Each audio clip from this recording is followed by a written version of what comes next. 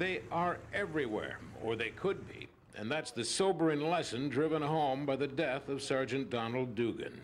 The red signs don't necessarily mean that there are mines in these trees, but they do mean that the area has not yet been cleared, it's not been proved there could be mines, so stay out. Here at Tuzla Air Base, dogs are being trained to help find mines. Plastic ones, hardest for humans to detect, are the easiest for dogs. They breathe and they let the explosive odor out, plus they have their own odor, and we've trained the dogs to respond on the plastic also. On the road north to Sergeant Dugan's unit near the town of Kradacic in northern Bosnia, where fighting ended in early December, signs of war are everywhere. This is Camp Kime. It's about 35 miles north of the city of Tuzla. It's the headquarters of the 1st Brigade, 1st Armored Division.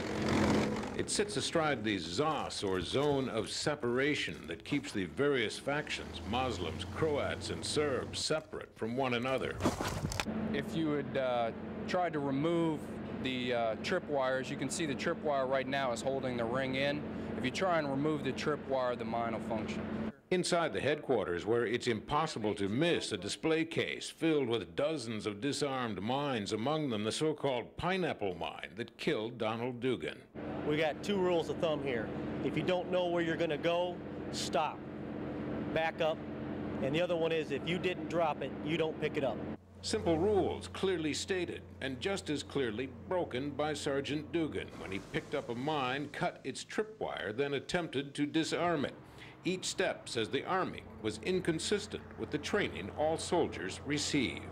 This is Lodgement Area Walkers just outside the town of Srebrenik, Bosnia. It is the new home of Sergeant Donald Dugan's unit.